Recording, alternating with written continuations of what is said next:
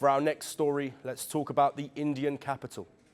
Parents, children and protesters gathered at India Gate as part of the Clean Air protest, demanding urgent action on the capital's pollution emergency. Protesters were seen holding placards. One read, "I miss breathing," and another, "Help us breathe." Many parents brought their children along, urging authorities to protect their future from the city's worsening air emergency. Most parts of the city recorded an AQI between 300 and 400, indicating hazardous air quality. Protesters also demanded an independent air regulator and real-time pollution data from authorities.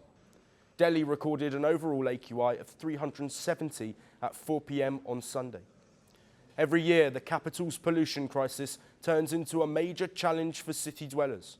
Some reports even said that private monitors had recorded an AQI as high as 999 in several locations. On Monday, the capital was again choked under an intense blanket of smog, as cooler temperatures triggered another spike in toxic air.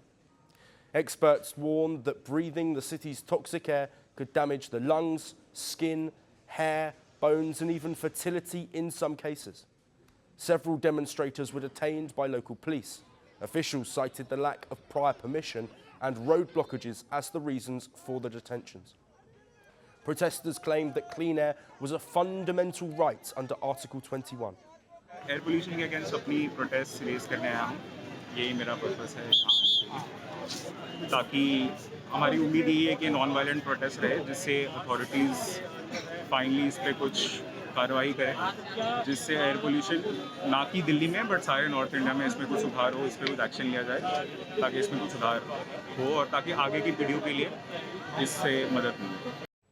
And doctors have reported a 60% rise in cases of respiratory illnesses like asthma and chronic obstructive pulmonary disease. Most people reported milder symptoms such as coughing, sore throat, itchy red eyes and dry, flaky skin. However, top pulmonologists have also advised people to leave Delhi for 6 to 8 weeks to protect themselves, especially those with chronic lung or heart disease. The government has attempted to address the issue using technological measures, including cloud seeding, a weather modification technique that enhances rainfall by dispersing substances into clouds. However, the attempt failed due to low moisture levels. Humidity remained between 10 and 15%, far below the required 50 to 60% for successful trials. Amid worsening air quality, 91 public and private buildings in Delhi installed anti-smog guns. Delhi turns into a gas chamber every winter, thanks to cooler air which traps microparticles near the ground, and a combination of traffic emissions and stubble burning that make conditions worse. The story is no longer just about pollution. It's about survival. As Delhi's skyline stays grey, citizens are turning up the pressure. We'll continue to keep track of this developing story. Want the facts? The latest developments? News that gets straight to the point. Well, we've got all three just for you. This is Firstpost Live, a brand new show, your window into what really matters. Don't miss it.